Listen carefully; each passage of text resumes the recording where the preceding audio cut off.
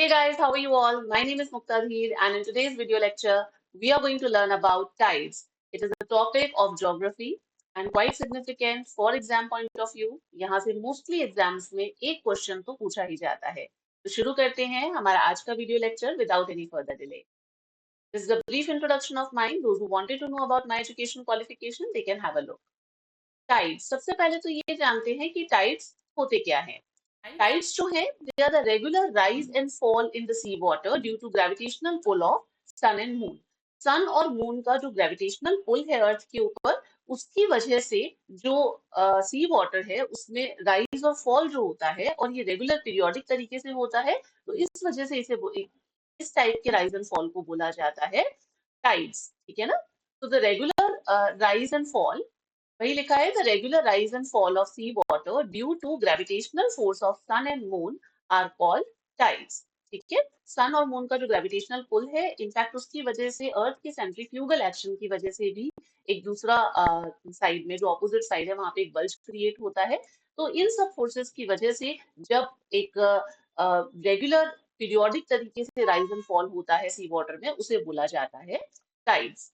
Tides के बारे में कुछ चीजें हमें पता होनी चाहिए, कुछ कैरेक्टरिस्टिक्स हैं टाइड्स की, जो चीज एग्जाम के अंदर डायरेक्टली यहीं से ही क्वेश्चंस बन जाते हैं. जैसे कि एवरेज टाइड है, उसकी हाइट आपसे कई बार एग्जाम के अंदर पूछी भी गई है. तो एवरेज टाइड जो है दैट राइजेस अबाउट 4 मीटर्स. अगर हम हाईएस्ट टाइड देखें वर्ल्ड के अंदर, तो बे ऑफ फंडी में आता है. एग्जाम के अंदर ये क्वेश्चन आ चुका है. जो चीजें द मोस्ट इंपॉर्टेंट है उसको मैं हाईलाइट कर रही हूँ यहाँ पे by marking a star on it. तो जब भी आप इसे रिवाइज करें तो आप एक बार ये चीज देख लीजिएगा. टाइड्स जो है, they are the single wave phenomena which occurs in the entire ocean. ठीक है ना. सी वेव और टाइड वेव, जो टाइडल वेव्स है उनमें डिफरेंस क्या होता है. सी वेव्स जो होती हैं that blow through the prevailing winds. वो प्रिवेलिंग विंड्स जिस तरीके से वेस्टर्लीज ईस्टर्लीज, ये जो मतलब प्लैनेटरी विंड्स हैं, जब ये ब्लो करती हैं उसकी वजह से जो एक मतलब कि जो वेव्स क्रिएट हो रही हैं उसकी वजह से जो वाटर है वो राइज और फॉल हो रहा है. So they are the sea waves. But tidal waves के अंदर डिफरेंस, इन दोनों में डिफरेंस क्या होता है. इन दोनों में सबसे बड़ा डिफरेंस ये है कि टाइड्स जो होती है they are the low wave with high energy, but sea waves just opposite है. सी वेव्स जो होती है they are the high waves with low energy. ठीक है ना. टाइड्स जो है, यहाँ पे देखो, टाइड्स जो है they are the low waves with high energy, while sea waves are the high waves with low energy. Tidal waves shallow water waves होती हैं और इनकी वेवलेंथ बहुत ज्यादा बड़ी होती है, लॉन्ग वेवलेंथ होती है. ये देखो, ये दीज आर द वेवलेंथ. अब सपोज हम अगर एक टाइडल वेव बना रहे हैं, तो ये टाइडल वेव है, इसका जो अपलिफ्टेड पार्ट है इसे बोला जाएगा क्रेस्ट, और ये जो सबसाइडेड पार्ट है this is trough. Right. Trough. अब दो क्रेस्ट जो है उसके बीच में जो डिस्टेंस है that is called wavelength. Wavelength. ये वेवलेंथ कहलाती है. तो टाइडल वेव्स जो होती हैं उसके अंदर क्या है, टाइडल वेव्स में क्रेस्ट और ट्रफ होते हैं. टाइडल वेव्स की जो हाइट है that is called tidal range. अब टाइडल रेंज क्या होती है, देखो this is the low tide. यहाँ पे मैंने ये इमेज समझाया है. ये लो टाइड है और ये हाई टाइड. अब इनके बीच में जो ये हाइट है ना, ये जो हाइट है that is called tidal wave की जो हाइट है उसे बोला जाता है tidal range. Micro tidal range जो है that is less than 2 metres. Now come. अब देखो क्या होता है, ये अर्थ है एंड दिस इज मून. अब मून के ग्रेविटेशनल पुल की वजह से क्या होता है, एक साइड में यहाँ पर जो ये मून की तरफ वाला साइड है, वहां पर एक बल्ज बन जाएगा, है ना, बिकॉज वो वाटर को अपनी तरफ पुल करेगा. तो यहाँ पर एक टाइडल बल्ज बन जाएगा. अब ये किस वजह से बना है, ये ग्रेविटेशनल पुल की वजह से बना है. इसीलिए जब इस तरीके का बल्ज बनता है तो अर्थ, क्योंकि अर्थ जो है वो रोटेट करती है अपने ओन एक्सिस पर, तो अर्थ का जो सेंट्रीफ्यूगल एक्शन है उसकी वजह से जस्ट इसके ऑपोजिट साइड में एक और बल्ज बन जाता है. So that is also high tide. But ये हाई टाइड जो है ये किस वजह से बना है, ये अर्थ के सेंट्रीफ्यूगल एक्शन की वजह से. And this one is due to the gravitational pull of sun and moon. Moon और सन. ठीक है ना. तो ग्रेविटेशनल पुल जो है ओशन वाटर का that is called tidal bulge. Gravitational pull की वजह से टाइडल बल्ज बनता है दो प्लेसेस पर.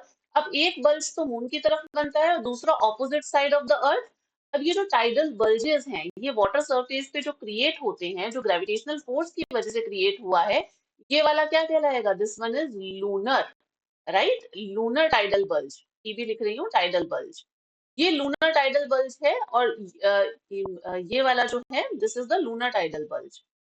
और ये दोनों ही बल्जेस जो हैं they are the high tides, और जहां से वाटर यहाँ पे रिसीड हो रहा है इन दोनों साइड से वो कहलाएगा लो टाइड्स। अब ये अकर कब होते हैं?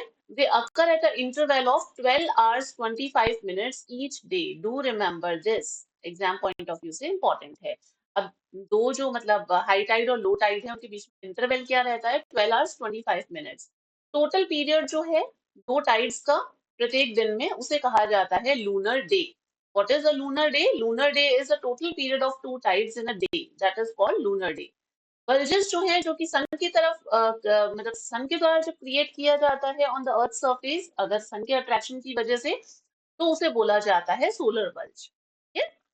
आगे हम इसे डायग्राम से अच्छे से देखेंगे। अभी मैं कुछ फैक्चुअल चीजें यहाँ पे बता रही हूँ जो कि एग्जाम के अंदर डायरेक्टली वन लाइनर्स पूछे जाते हैं, तो वो अभी हम देख रहे हैं। आगे मैं आपको सब चीज डायग्राम के थ्रू बताऊंगी। एवरी 24 आवर 50 मिनट्स के अंदर जो कोस्टल एरियाज हैं वो एक्सपीरियंस करते हैं दो हाई टाइड और दो लो टाइड। पूछा जाता है कि एवरी 24 आवर 50 मिनट्स में कितने हाई टाइड कितने लो टाइड आते हैं, तो वो दो हाई टाइड और दो लो टाइड आएंगे। और ये जो हाई टाइड है, जैसे कि एक हाई टाइड है वो दूसरे हाई टाइड से कितने मिनट्स अपार्ट होता है? 12 hours 25 minutes अपार्ट। कई जगह पे 24 या 26 मिनट्स भी होगा, बट 12 hours 25 minutes या 26 minutes apart. At every place in a day, tide occurs at 12 hours 26 minutes apart, वो हम देख चुके हैं यहाँ पे। After that, इसके बाद में जो ebb है वो कब आता है? ebb आता है 6 hours 13 minutes। 6 hour 30 minutes पे ebb आता है। If the earth rotational speed, देखो ये एग्जाम के अंदर क्वेश्चन पूछा हुआ है कि अगर अर्थ की रोटेशनल स्पीड जो है वो डबल हो जाए या हाफ हो जाए, तो उस केस में सेमी डायurnal टाइड जो है वो मतलब रिड्यूस होगा या इंक्रीज होगा। तो इस तरीके के क्वेश्चन पूछे जाते हैं एग्जाम में। तो ये क्वेश्चन आया हुआ है कि अगर अर्थ की रोटेशनल स्पीड डबल हो जाए तो जो टाइम होगा between semi diurnal tide would be reduce to approximately 6 hour 12.5 minutes, क्योंकि आधा हो जाएगा ना। जनरली जो टाइम है वो तो 12 hours 25 minutes होना चाहिए। अब अगर अर्थ की स्पीड डबल हो जाएगी तो ये जो टाइम है वो आधा रह जाएगा, ठीक है ना। और अगर हाफ हो जाएगी तो वो डबल हो जाएगा टाइम, समझ गए? 6 hours 12.5 मिनट्स अपार्ट या फिर 13 मिनट्स अपार्ट लिख दो, बात एक ही है, कोई दिक्कत नहीं है। अब जो साइज है सोलर बल्ज का वो 46% स्मॉलर होता है than the lunar bulge. Do remember this fact also, कि जो सोलर बल्ब होता है वो लूनर बल्ब से 46% स्मॉल होता है। क्यों होता है 46% स्मॉल? बिकॉज जो ग्रेविटेशनल पुल है मून का वो ज्यादा होता है कंपेयर टू सन। क्यों ज्यादा होता है? लगभग आप ये कह सकते हैं कि दुगना होता है जो ग्रेविटेशनल पुल है सन का। बिकॉज ऑफ मतलब जो सन का ग्रेविटेशनल पुल है वो लगभग 2 times होता है सन के। मून का जो ग्रेविटेशनल पुल है वो लगभग 2 times होता है सन के। वाई? बिकॉज जो मून है वो अर्थ से 390 times ज्यादा क्लोजर है देन द सन। मतलब कि जो मून है वो अर्थ से ज्यादा पास में है, तो इसलिए उसका ग्रेविटेशनल पुल जो है वो ज्यादा मतलब कि लगेगा अर्थ के ऊपर। ठीक है ना? इसलिए जो साइज है सोलर बल्ब का वो 46% स्मॉलर होता है देन द लूनर बल्ब। क्यों? क्योंकि जो ग्रेविटेशनल पुल है मून का that far exceed the sun. There are two high tides spring tides और टू नीप टाइड्स होते हैं एवरी मंथ। ये पूछा जा सकता है आपसे कि एक मंथ के अंदर कितने हाई टाइड्स और कितने लो टाइड्स होते हैं, या फिर कितने स्प्रिंग टाइड्स और कितने नीप टाइड्स जो होते हैं जो एक्सपीरियंस किए जाते हैं। तो two high tides two low tides, और हम यहाँ पे कह सकते हैं कि दो स्प्रिंग टाइड्स या दो नीप टाइड्स जो है वो एक्सपीरियंस किए जाते हैं। टाइडल फोर्सेस अगर हम बात करें तो टाइडल फोर्सेस में हमने देखा ग्रेविटेशनल फोर्स जो है मून का और सेंट्रीफ्यूगल फोर्स अर्थ का। अब देखो यहाँ से हम ये चीज देखें, ये है मून, ठीक है। मून अपनी तरफ मून का ग्रेविटेशनल पुल है तो उसकी तरफ एक टाइडल बल्ज बनेगा, उसकी तरफ वाटर आकर के एक हाई टाइड आएगा। तो अब ये जो टाइडल बल्ज बने, दिस इज ये जो हाई टाइडल बल्ज बना ड्यू टू ग्रेविटेशनल पुल की वजह से, तो उससे बोला जाएगा जेनिथ लूनर बल्ज। क्यों लूनर? क्यों? क्योंकि मून की वजह से है, और जेनिथ क्योंकि ये ग्रेविटेशनल पुल की वजह से बना है। तो जेनिथ लूनर बल्ज जो है वो किस वजह से बनता है? Due to gravitational attraction of the moon. जबकि उसके ऑपोजिट साइड में जैसे टी पॉइंट है ना, यहाँ पर तो टाइडल बल्ब बना, ये जो टी पॉइंट है तो जेनिथ टाइडल बल्ब कहलाएगा, sorry zenith tidal lunar bulb कहलाएगा, जबकि ये जो इसके ऑपोजिट साइड है वो कहलाएगा आपका nadir lunar tidal bulb. Nadir line जो लूनर टाइडल बल्ब है वो किस वजह से जनरेट होता है, वो सेंट्रीफ्यूगल इफेक्ट जो है अर्थ एंड मून का उसकी वजह से जनरेट होता है। तो जेनिथ लूनर बल्ब और जो नादर लूनर बल्ब है वो ध्यान रहेगा, जेनिथ तो मून के ग्रेविटेशनल अट्रैक्शन की वजह से, और जो लूनर है वो ऑपोजिट साइड में बनता है अर्थ के और मून के जो सेंट्रीफ्यूगल एक्शन है उसकी वजह से। Two tides and two ebbs जो हैं वो एक्सपीरियंस किए जाते हैं twice at every place on the earth water surface within 24 hours. ये हम देख चुके हैं। हर दिन टाइड जो है वो 26 मिनट जो है डिले हो जाता है। क्यों डिले हो जाता है? क्योंकि मून जो है वो अर्थ के अराउंड भी रिवॉल्व कर रहा है और अपने एक्सिस पे भी रोटेट कर रहा है, सेम डायरेक्शन में, वेस्ट टू ईस्ट, है ना। तो इस वजह से सेम पॉइंट आने में जो मतलब सेम पॉइंट आने में थोड़ा टाइम लगता है, तो 26 मिनट्स जो है वो डिले हो जाता है एवरी डे। टाइड जो है वो 26 मिनट्स डिले हो जाता है। टाइडल फोर्सेस यहाँ पे देखो बता रखा है, ये जो डायग्राम है मैंने ब्रिटानिका से लिया है। सन, मून एंड अर्थ। देखो जब इस तरीके की पोजीशन हो, जब सन, मून और अर्थ तीनों सिलेस्टियल बॉडीज जो है when they are in a straight line, जब ये स्ट्रेट लाइन के अंदर है तो इसे सिजिकी पोजीशन बोलते हैं। आगे हम देखेंगे सिजिकी पोजीशन पे अकर होते हैं स्प्रिंग टाइड्स, ठीक है। अब ये मून यहाँ पे भी हो सकता है और ये मून इस जगह पे भी हो सकता है, ठीक है ना। तो ये भी सिजिकी पोजीशन कहलाएगी because all three celestial bodies are ना स्ट्रेट लाइन, ठीक है ना। अब डिफरेंस सिर्फ इतना है कि ये वाली जो पोजीशन है that is the new moon condition, यहाँ पे फुल मून कंडीशन बनेगी, बट ये इस तरीके से ये भी सिजिकी है and this one is also syzygy position. But जब मून जो है वो अपने फर्स्ट क्वार्टर में या थर्ड क्वार्टर में यहाँ हो या फिर मून यहाँ पर हो, तो उससे क्या होगा कि जो फोर्सेस है वो काउंटर एक्ट हो जाएंगी, है ना। अब यहाँ पे क्या है कि मून इधर की तरफ अट्रैक्ट कर रहा है और जो मतलब जो सन है वो इस साइड में ग्रेविटेशनल पुल कर रहा है।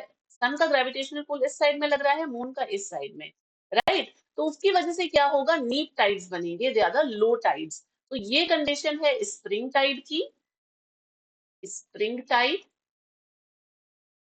And this one is neap tide, neap tide, ठीक है।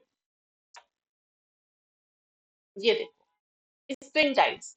स्प्रिंग टाइड्स क्या होते हैं, बहुत हाई टाइड्स होते हैं। ये जनरल जो टाइड्स होते हैं ना उनसे 20% ज्यादा ही इनकी हाइट होती है। नॉर्मल एक जो टाइड है उसे 20% अगर उसकी ज्यादा हाइट है तो वो आपकी स्प्रिंग टाइड्स होते हैं। और वो भी कब, जब ये तीनों सेलेस्टियल बॉडीज जो है earth, sun and moon, they all are in almost straight line. तो वेरी हाई टाइड्स होते हैं, ये किस वजह से होते हैं, when sun, moon and earth are almost in the straight line, या फिर सिजिकी पोजिशन, सिजिकी को लेकर के क्वेश्चन पूछा जाता है। तो ये चीज आप देख लीजिएगा, जब सन एंड मून जो है एक साइड में हो अर्थ की तो वो कहलाता है कंजंक्शन। देखो ये यहाँ पर सन और मून एक साइड में है, सन यहाँ पर है, मून, तो ये कंजंक्शन पोजीशन है। और ये वाली जो है दिस इज ऑपोजिशन। कंजंक्शन जो है इस पोजीशन पे न्यू मून कंडीशन होती है और यहाँ पर आपका फुल मून कंडीशन, जिसे बोला जाता है अमावस्या और पूर्णिमा, राइट। वन साइड में अगर होते हैं सन और moon on the one side of the earth तो पोजीशन कहलाएगी कंजंक्शन। और ये सिचुएशन है सोलर एक्लिप्स की। जब पोजीशन जो है अर्थ की वो सन और मून के बीच में हो तो इसे बोला जाता है opposition position. Conjunction and opposition take place during new moon and full moon respectively. और हाइट जो है स्प्रिंग टाइड्स की वो 20% मोर होती है than the normal tides, and it occurs twice twice every month and their timing is fix, क्योंकि fix होता है न्यू मून और फुल मून कंडीशंस के अंदर ये होते हैं।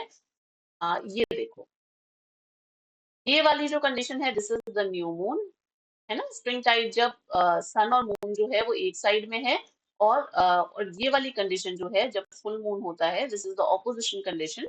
यहाँ पे देखो बता भी रखा है कि दिस इज न्यू मून, मतलब ब्लैक कर रखा है, अमावस्या है, चांद नहीं दिखेगा इस टाइम पे। और ये फुल मून इस टाइम पे कंप्लीट मून दिखाता है, दिखता है, पूर्णिमा कंडीशन। अब यहाँ पे क्या है, अर्थ जो है वो बीच में आ गई सन और मून के, ठीक है। तो this is also spring tide, यहाँ पे भी स्प्रिंग टाइड ही होंगी। What are the neap tides? Neap tide इस तरीके से देखो, ये है हमारा sun and this one is moon, अब इनकी जो फोर्सेस है वो काउंटर एक्ट कर रही हैं। क्यों? क्योंकि ये अपनी तरफ से मतलब कि ग्रेविटेशनली पुल कर रहा है, अर्थ को ये अपनी तरफ पुल कर रहा है। इसीलिए हमने देखा था ना, यहाँ पे आपको बल्ज भी दिख रहा होगा कि इसका बल्ज इतना बड़ा नहीं है जितना कि इसका बल्ज है ना। 46% हमने देखा था कि जो सन का जो ग्रेविटेशनल पुल है वो जो मून का ग्रेविटेशनल पुल है वो 46% ज्यादा होता है than the sun's gravitational pull. ठीक है, तो उनका बल्ज भी जो है वो उसमें डिफरेंस होता है। अब ये देखो moon when they come in a position of quadrate, ये क्वाड्रेट पोजीशन के अंदर है सेवेंथ और eighth day of every fortnight. ये डे याद रख लेना, फर्स्ट और थर्ड क्वार्टर भी आप बोल सकते हो, सेवेंथ और eighth day of every Fortnite of the month. Thus, the tide producing forces of the sun and moon works in the opposite direction। तो इस वजह से लो टाइड्स प्रोड्यूस होते हैं, क्योंकि ये जो मतलब कंडीशन है यहाँ पर ऑपोजिट डायरेक्शंस के अंदर फोर्सेस लग रही है। अगर एक साथ लगेगा तो बहुत ज्यादा हाई टाइड्स आएंगे, और अगर ये एक दूसरे की ऑपोजिट डायरेक्शन के अंदर है, क्वाड्रेचर पोजीशन के अंदर है, तो उस टाइम पे लो टाइड्स आते हैं।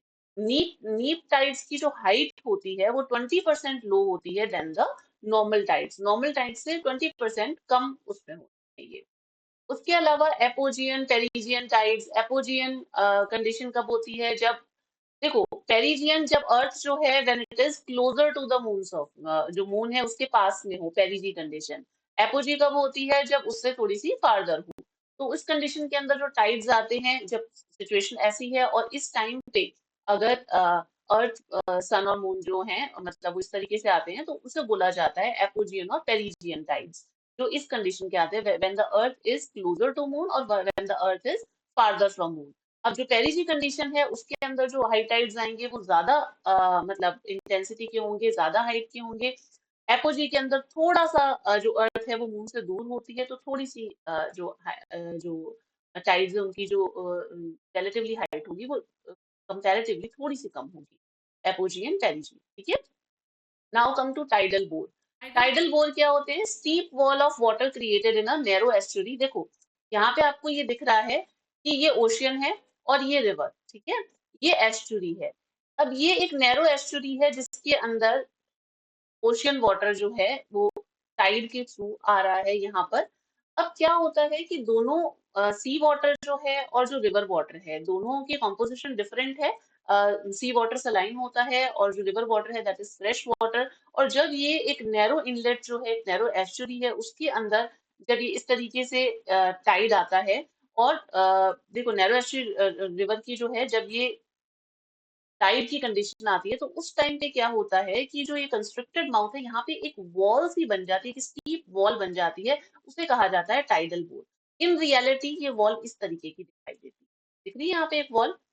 अब यहाँ पे सी वाटर एंड ओशियन वाटर, जो जो रिवर वाटर है और जो ओशियन वाटर है, जब ये आपस में इस तरीके से मिल रहे हैं एक नैरो एस्चुरी का जो माउथ है वहां पर, तो उसकी वजह से एक स्टीप वॉल क्रिएट हो जाती है। एकदम से मिक्सिंग नहीं होती है, एक स्टीप वॉल क्रिएट हो जाती है, उसे टाइडल बोर्स बोला जाता है। Steep wall of water created in narrow estuary of river that debouches in the ocean, जो कि ओशियन के अंदर गिर रही है, and in bays having narrow or constricted mouths, जहाँ पे narrow mouths है ना, due to incoming tide is called tidal bore, इसे tidal bore कहा जाता है। Theories of origin of tides. अब टाइड के जो ओरिजिन की थ्योरीज हैं ये एग्जाम में बहुत बार पूछी जाती हैं, और इसका क्वेश्चन किस तरीके से आता है जनरली आपसे, कौन सी थ्योरी किसने प्रोपाउंड की थी और कौन से ईयर के अंदर पूछी गई, इसको लेकर के मैच द फॉलोइंग में भी क्वेश्चन आ जाता है, या फिर इसे लेकर के असेंडिंग या डिसेंडिंग ऑर्डर में भी क्वेश्चन। ठीक है, तो इसे फटाफट से देख लेते हैं। Theories of origin of tides. Equilibrium theory जो है न्यूटन ने दी थी 1687 के अंदर। Dynamic theory of tides was given by Laplace in 1755। Progressive theory of tides was given by William Whewell in 1833। Canal theory of tides was given by GB Airy in 1842। Stationary wave theory of tides was given by R A Harris. ये सारी theories जो हैं ये काफी important है exam point of view से। आपको ध्यान रहना चाहिए कि कैनाल थ्योरी किसने दी थी? एरी ने दी थी। Progressive wave theory William Whewell ने दी थी। Stationary wave theory R A Harris ने दी थी, और कई बार इनका असेंडिंग डिसेंडिंग ऑर्डर भी पूछ लिया जाता है। तो this is all about the tides topic. I hope you have learned something from this topic. If you liked it, then please do share it with your friend. जितना आप maximum friends से share करोगे उतने तक ही ये video आपके friends तक पहुंचेगा। और जहां पे भी आपको लगता है कि आपके जिन भी फ्रेंड्स जो भी एग्जाम की प्रिपरेशन कर रहे हैं उनके लिए अगर ये वीडियो हेल्पफुल है, then please do share it with your friends and please don't forget to like. इस टॉपिक को मैंने 2 बुक से कवर किया है, oceanography by professor Savinder Singh and physical geography by Majid Hussain sir. तो अगर आप चाहें तो इसकी थ्योरी वहां से भी पढ़ सकते हैं। तो this is all about the video. इसकी जो पीडीएफ है जो मैंने पढ़ाया है आपको, ये इसकी पीडीएफ मैं टेलीग्राम चैनल पे शेयर कर दूंगी। अगर आप नहीं जुड़े हैं तो मेरे इस टेलीग्राम चैनल से जुड़ जाइए। इसका ग्रुप इनवाइट लिंक भी यहाँ पे है। उसके अलावा भी कुछ प्लेटफॉर्म्स हैं जहाँ पे आप मुझसे जुड़ सकते हैं। ये मेरा इंस्टाग्राम अकाउंट है मुक्ता_धीर and this is Facebook page जिससे आप जुड़ सकते हैं। कोई भी और अगर इंफॉर्मेशन है तो वो मैं इस इन प्लेटफॉर्म्स के थ्रू शेयर करती हूँ। तो मिलते हैं फिर अगले वीडियो में। Till then stay connected, bye bye.